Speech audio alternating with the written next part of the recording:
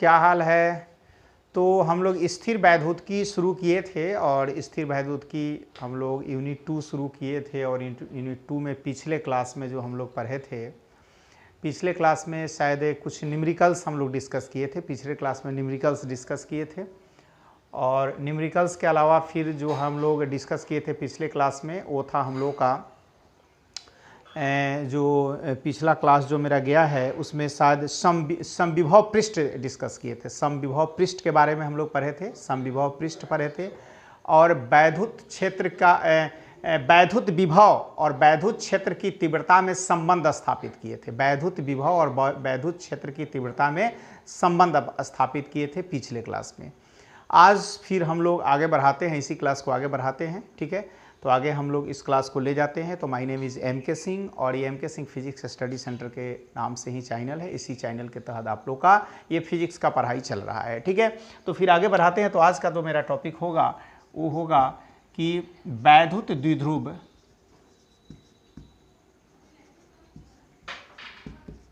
वैद्युत द्विध्रुव के कारण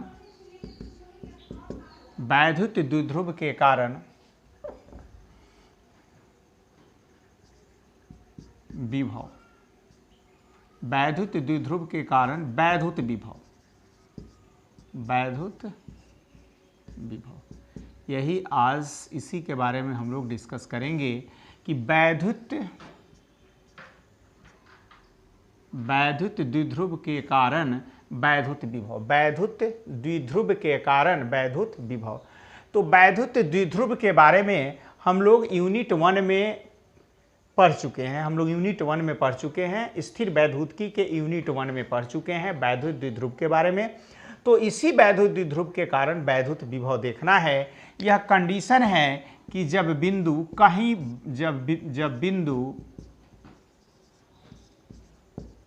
वैद्युत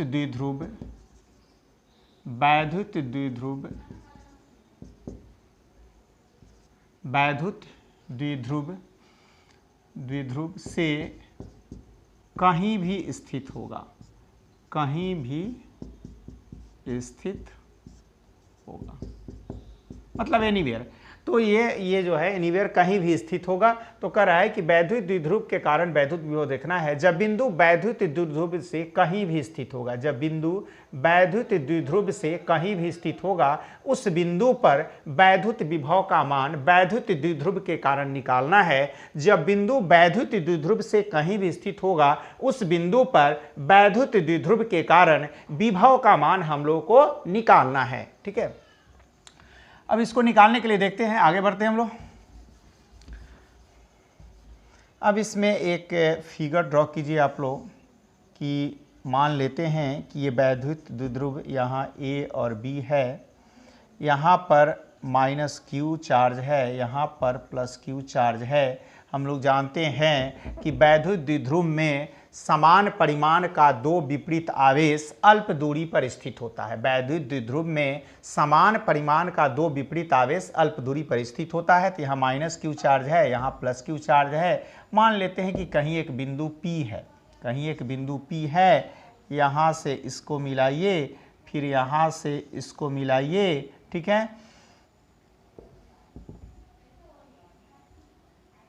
फिर यहाँ से इसको मिलाइए। ठीक है, यहाँ पर बिंदु P है।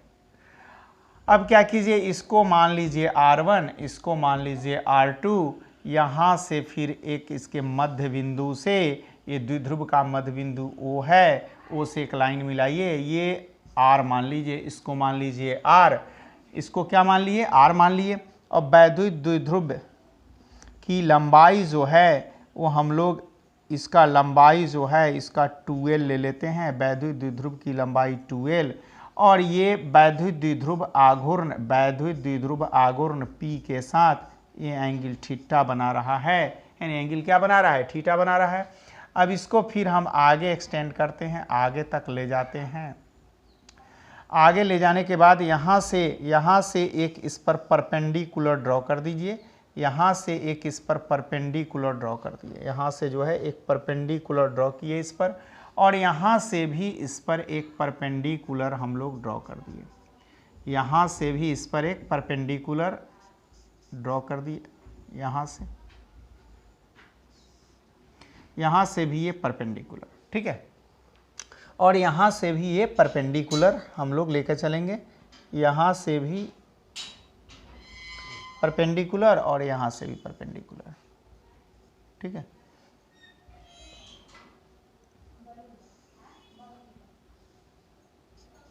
ठीक है, तो यहाँ से भी परपेंडिकुलर ड्रॉ किए और यहाँ से भी परपेंडिकुलर ड्रॉ कर दिए, तो ये एक परपेंडिकुलर,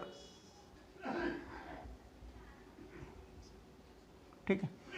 अब देखिए, अब इसको ओ मान लिए, इसको मान लेते हैं बी, इसको ओ, इसको एम मान लीजिए, इसको एन मान लीजिए, ठीक है।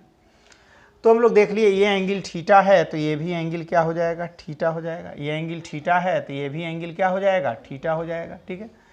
तो ये पॉइंट ओ था, ये एल है तो ये एल हो जाएगा, ठीक है।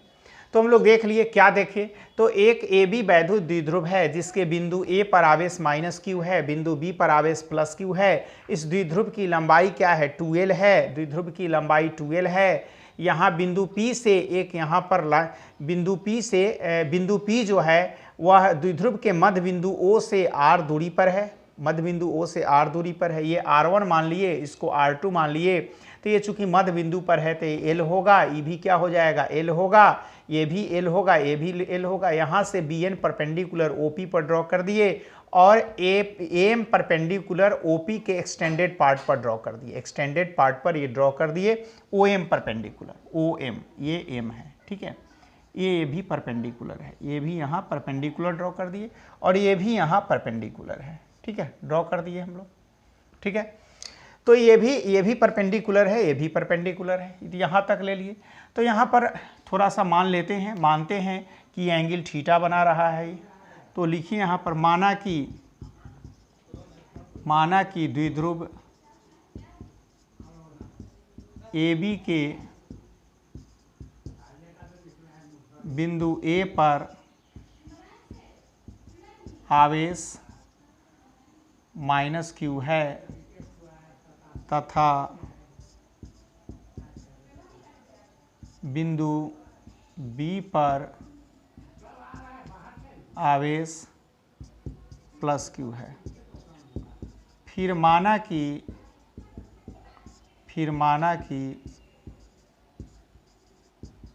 द्विध्रुव AB की लंबाई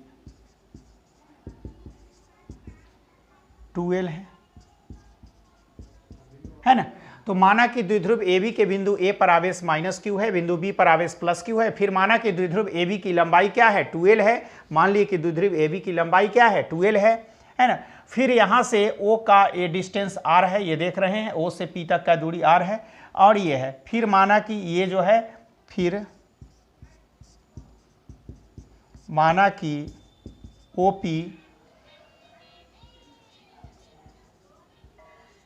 द्विध्रुव आघूर्ण P के साथ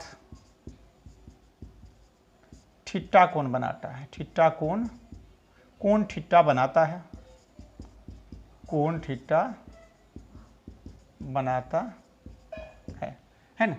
तो फिर मान लिए कि ये कोण थीटा बना रहा है और इसके बाद इसका लंबाई L हो गया, R हो गया, ठीक है। अब इसमें अब BN परपेंडिकुलर, ये परपेंडिकुलर का चिन्ह है, BN परपेंडिकुलर OP पर डालते हैं, OP पर, तथा AM परपेंडिकुलर PM पर डालते हैं, मतलब OP के एक्सटेंडेड पार्ट पर डालते हैं, OM पर डाल रहे हैं। AM परपेंडिकुलर हम लोग OP के बढ़ाए हुए भाग पर, परपेंडिकुलर OP के बढ़ाए हुए भाग पर डालते हैं ना।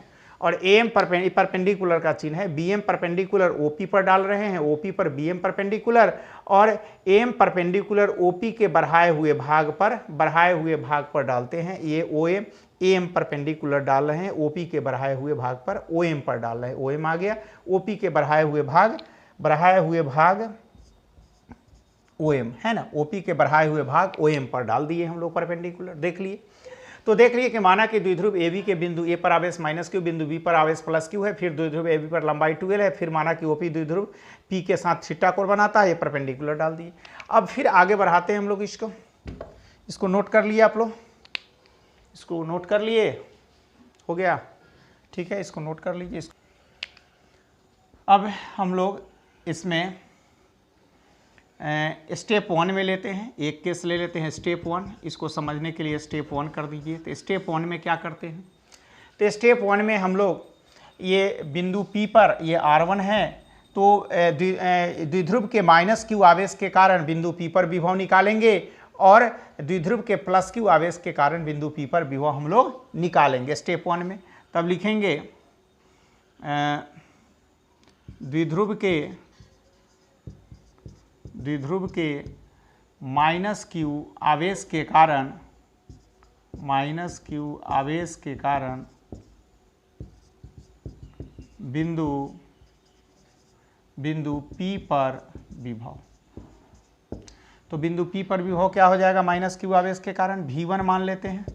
तो V1 बराबर क्या हो जाएगा, V1 बराबर 1/4 पाई एप्सिलॉन नॉट -q बटा R1। फिर द्विध्रुव के +q आवेश के कारण बिंदु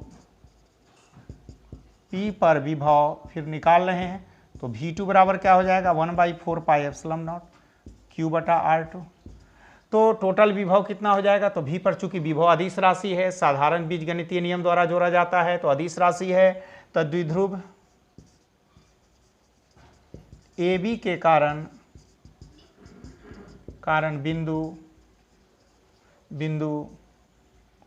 P पर विभव क्या हो जाएगा, तो जोड़ देंगे, तो V बराबर V1 + V2। तो V1 हो गया 1/4 पाई एप्सिलॉन नॉट -q बटा R1 अब plus 1/4 pi epsilon not -q बटा R2, q बटा R2। अब जोड़ दिए इसको, तो जब इसको जोड़ दिए तो क्या आ गया, तब देखिए यहाँ पर इसको जोड़ दिए, तब V बराबर हो जाएगा 1/4 पाई एप्सिलॉन नॉट, यहाँ पर q बटा 4 पाई एप्सिलॉन नॉट, अब 1/R1 - 1/, तो इधर माइनस जाएगा, तो 1/R2 -1/R1। तो ये के स्टेप 1 में विभव हम लोग निकाल लिए 1/R2 - 1/R1। ठीक है, इसको नोट कर लिया आप लोग। तो स्टेप 1 में विभव निकाल लिए हम लोग, दोनों को जोड़ दिए, ठीक है। अब आगे बढ़ते हैं स्टेप 2 में। अब स्टेप 2 में देखिए क्या है, अब स्टेप 2 में जल्दी नोट कीजिएगा। स्टेप 2 में, अब स्टेप 2 में हम लोग देखिए यहाँ पर कि यहाँ पर हम लोग ले रहे हैं OP बराबर, OP को हम लोग क्या लिख सकते हैं, यहाँ पर n हम लोग लिए हैं, यहाँ पर क्या लिए, n लिए, तो OP को लिख सकते हैं हम लोग ON। OP को क्या लिख सकते हैं, यहाँ पर ON पहले निकालिए, तो ON को हम लोग क्या लिख सकते हैं, तो ON बराबर हो जाएगा, यहाँ ON बराबर हो जाएगा OP माइनस OP में से PN को घटा लेंगे, OP में से PN को घटा लेंगे, OP माइनस PN है ना। तो OP माइनस PN लिख सकते हैं। ON को क्या लिख सकते हैं, OP ON लिखना है, तो OP में से PN को घटा लेंगे तो ON बच जाएगा, OP में से PN को घटा लेंगे तो OP कितना है, R है। अब देखिए यहाँ पर ON कितना है, तो ON निकाल लीजिए। देखिए तो ON यहाँ पर कितना है, तो देखिए यहाँ पर लेते हैं इन ट्रायंगल त्रिभुज, ये समकोण त्रिभुज है, त्रिभुज लेते हैं हम लोग ये त्रिभुज हम लोग लेते हैं BNO में लेते हैं, चाहे OBN लेते हैं, OBN चाहे BNO ही लेते हैं। त्रिभुज BNO यहाँ से लेते हैं, चाहे OBN ले लेते हैं, चाहे BNO लेते हैं त्रिभुज। तो इसमें क्या लेंगे, तो इसमें हम लोग देखिए कि ये 90 डिग्री एंगल है, ये 90 डिग्री के लिए, ये 90 डिग्री के लिए है, तो 90 डिग्री के परपेंडिकुलर हो गया ये इसका बेस हो गया, जैसे कि कोई ट्रायंगल लेते हैं ना, इस टाइप का ट्रायंगल लेंगे तो ये 90 डिग्री हो गया, ये एंगल थीटा हो गया, ठीक है। तो इसके एंगल का थीटा के सामने 90 डिग्री हो गया, तो परपेंडिकुलर बेस, तो इसमें कॉस ले लेते हैं। तो इसमें अगर कॉस थीटा हम लोग लेते हैं तो क्या आ जाएगा, तो कॉस थीटा बराबर क्या आएगा, cos theta equal to base बटा हाइपोटेन्यूज होता है। तो बेस इसमें कितना होगा, इसका बेस कितना होगा, बेस बटा हाइपोटेन्यूज। तो बेस तो इसका हम लोग को ओ एन हो गया, हाइपोटेन्यूज कितना हो गया, हाइपोटेन्यूज ओ बी हो गया। तो इसलिए कॉस थीटा बराबर कितना हो जाएगा, ओ एन बटा ओ बी, तो ओ एन बटा एल हो गया। तो ओ एन बटा एल हो गया, तो इसलिए ओ एन बराबर कितना हो गया, एल कॉस थीटा। तो ये आपको एल कॉस थीटा हो गया, यहाँ आ गया एल कॉस थीटा। तो यहाँ ले लेंगे R minus L cos theta.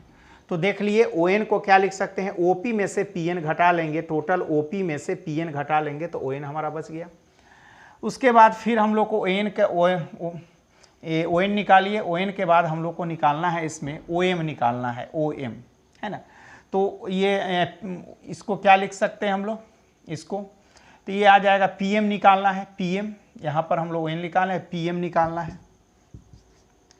तो पी एम बराबर क्या हो जाएगा, अब ये हम लोग को निकालना है टोटल पी एम, तो पी एम को O P plus O M लिख सकते हैं, O P plus O M हम लोग लिख सकते हैं, O P plus O M को पी एम कहते हैं, O P plus O M को, ठीक है। तो ओ पी एम बराबर हो जाएगा आपका O P plus O P plus O P plus O M, O P plus O M निकाल लिए। तो ओ पी कितना है आपका, तो ओ पी तो आपका आर है, और ओ एम फिर निकाल लेंगे इसमें, इसी तरह से इसमें फिर कॉस थीटा निकालेंगे। तो कॉस थीटा बराबर कितना आ जाएगा, फिर निकालेंगे इसके लिए कॉस थीटा। तो कॉस थीटा इसके लिए ओ एम बटा क्या हो जाएगा, फिर ओ ए हो जाएगा। तो ओ एम बराबर कितना हो जाएगा, ओ ए हो जाएगा। तो ओ एम बराबर हो जाएगा फिर तब फिर हो जाएगा cos theta equal to O M हो गया कितना, ओ एम अब बटा ओ ए हो गया एल। तो ओ एम भी फिर क्या हो गया, एल कॉस थीटा, कितना हो गया, एल कॉस थीटा हो गया। तो कितना आ गया, एल कॉस थीटा। तो ये आ गया आपको एल कॉस थीटा। अब देखिए, तो ये तो निकाल लिए, यहाँ पर एल कॉस थीटा आ गया, यहाँ पर भी ओ एन। अब देखिए, अब ओ एन को, ओ एन जो है, ओ एन जो हम लोग लिखे हैं, ये ओ एन जो हम लोग परपेंडिकुलर ड्रॉ किए हैं, तो ये R1 और R2 के रूप में लिखना है। तो R1 जो हो जाएगा, ओ एन जो हमारा जो हो जाएगा वो R1 हो जाएगा, और ये हमारा ओ एन जो होगा यहाँ से निकाले हैं, है ना, और ये जो ये हमारा R2 हो जाएगा, ओ एन जो निकाले हैं ये हो जाएगा हमारा R1 और ये हो जाएगा R2, ठीक है। चूँकि देखिए, जब ये हम लोग जानते हैं कि द्विध्रुव जो होता है, द्विध्रुव क्या होता है, तो द्विध्रुव जो होता है, द्विध्रुव जो हम लोग लेते हैं उसका बहुत लंबाई जो होता है बहुत अल्प लंबाई होता है। जब समान परिमाण का दो विपरीत आवेश एक दूसरे से अल्प दूरी पर होता है, तो दूरी जब अल्प होगा, ये जब छोटा होते जाएगा तो ये बिंदु इधर खसकते जाएगा, ये बिंदु किधर खसकते जाएगा, इधर खसकते हुए आ जाएगा, यहाँ तक आएगा। तो यहाँ पर पीबी जो बराबर हो जाएगा, इट मीन्स R2 जो बराबर हो जाएगा, किसके बराबर हो जाएगा, पीएन के बराबर हो जाएगा, किसके बराबर हो जाएगा, पीएन के बराबर हो जाएगा। तो वही हम लोग निकाले हैं कि इसमें ओ एन बराबर जो हो जाएगा, ओ एन जो होगा आपका, ओ एन कितना होगा, तो ओ एन का मान जो होगा O P minus P N होगा, O P minus P N.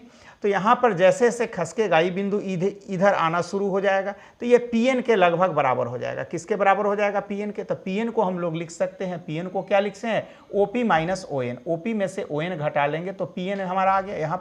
यहाँ पर जो है ना एक चीज़, यहाँ पर पी एन हम लोग को लिखना था, पी एन बराबर O P minus O N, O P minus O N, ठीक है। तो पी एन जो हमारा होगा O P minus O N होगा, ओ पी में से ओ एन को घटा लेंगे, ओ पी में से ओ एन को घटा लेंगे तो पी एन। जब द्विध्रुव बहुत छोटा हो जाएगा तो एन पॉइंट इधर आना शुरू होगा, तो ये पी एन के बराबर हो जाएगा।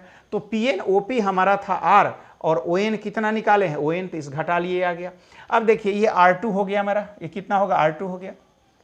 अब ये जब द्विध्रुव का लंबाई बहुत छोटा होगा तो ये बिंदु जब इधर खसकेगा तो यहाँ भी क्या होगा, यहाँ R1 बराबर हो जाएगा PM के। जब छोटा होते जाएगा तो R1 भी क्या हो जाएगा, R1 भी बराबर हो जाएगा PM के। तो PM क्या हो जाएगा, OP प्लस OM। PM जो हो जाएगा OP प्लस OM हो जाएगा। तो R1 ये हो गया, ठीक है।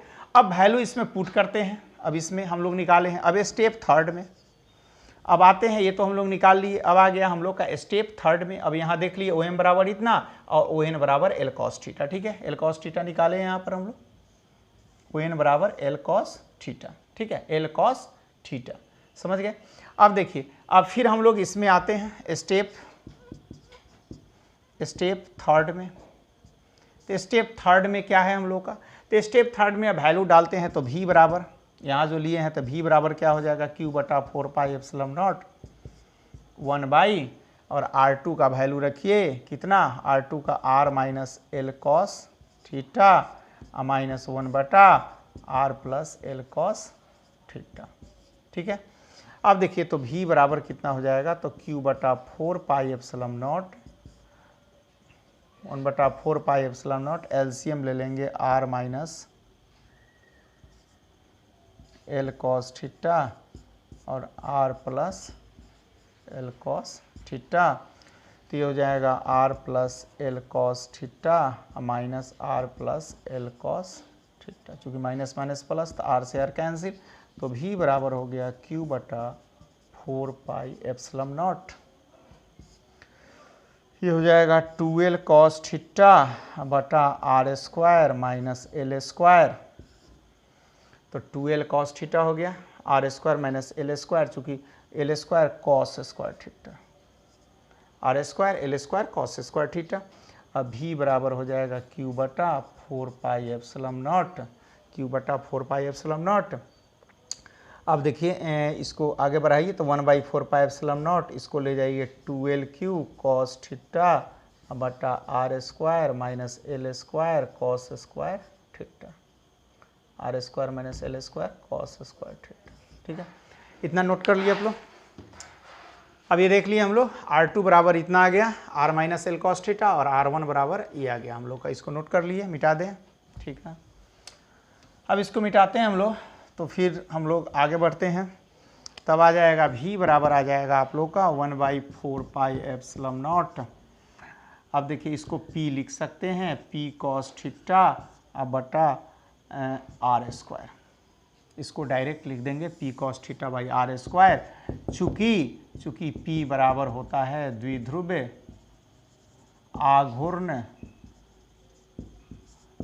आघूर्ण होता है 2LQ, और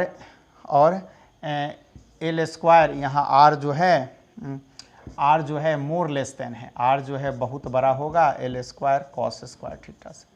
R जो है बहुत बड़ा होगा L square cos square theta से मोर देन होगा। देयरफॉर इसलिए L square cos square theta को नगण्य मान लेंगे, इसको हम लोग नगण्य मान लेंगे, नगण्य मान लेंगे, ठीक है। L स्क्वायर बहुत बड़ा होगा इसलिए नगण्य मान लेंगे। चूंकि हम लोग जानते हैं कि द्विध्रुव बहुत अल्प लंबाई का होता है। बताए हैं कि जब समान परिमाण का दो विपरीत आवेश अल्प दूरी पर रखा जाता है तब उसको द्विध्रुव कहते हैं। तो द्विध्रुव की लंबाई जो है बहुत अल्प होता है। तो L स्क्वायर जब अल्प को बहुत छोटा को जब स्क्वायर करेंगे तो और छोटा आएगा। तो ये बहुत अल्प आ गया, बहुत छोटा आ गया। जब छोटा को स्क्वायर करेंगे तो और छोटा आएगा, तो छोटा आ गया तो R की अपेक्षा है बहुत छोटा है, इसलिए इसको नगण्य मान लिए। तो इतना आ गया, यही आ गया हम लोग को वैद्युत द्विध्रुव के कारण वैद्युत विभव। जब बिंदु कहीं भी स्थित होगा तो यही पोजीशन हम लोग को आ गया कि वैद्युत द्विध्रुव के कारण वैद्युत विभव, जब बिंदु कहीं भी स्थित होगा तो, ठीक है।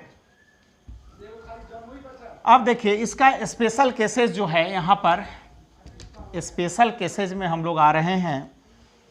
तो यहाँ स्पेशल केसेज में जो हम लोग का है,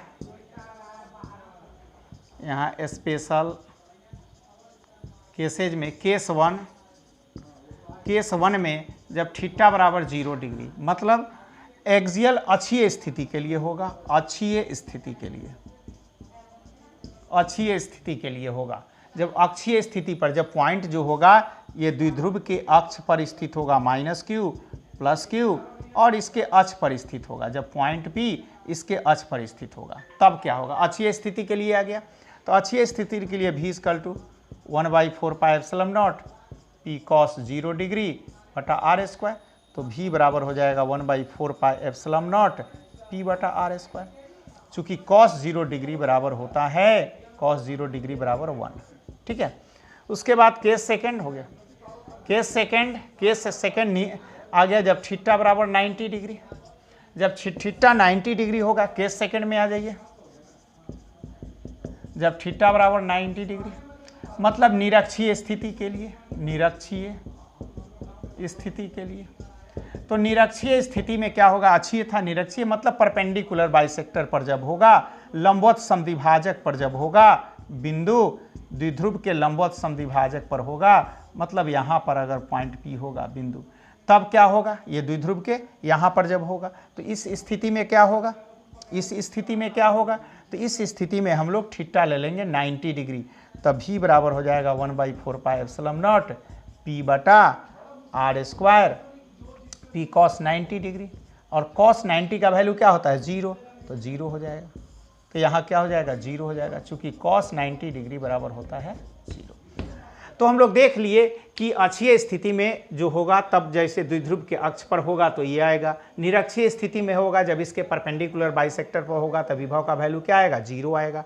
तो ये था आपको वैद्युत द्विध्रुव के कारण वैद्युत विभव, जब बिंदु वैद्युत द्विध्रुव से कहीं भी स्थित होगा, जब बिंदु वैद्युत द्विध्रुव से कहीं भी स्थित होगा तब वैद्युत विभव का मान क्या होगा, अक्षीय स्थिति में, निरक्षीय स्थिति में और कहीं स्थित होगा तब। तो तीनों कंडीशन को हम लोग देख लिए। ठीक है, तो आज के लिए इतना ही रहने देते हैं। नेक्स्ट फिर अगले क्लास में हम लोग मिलेंगे अगले टॉपिक के साथ। ठीक है, धन्यवाद।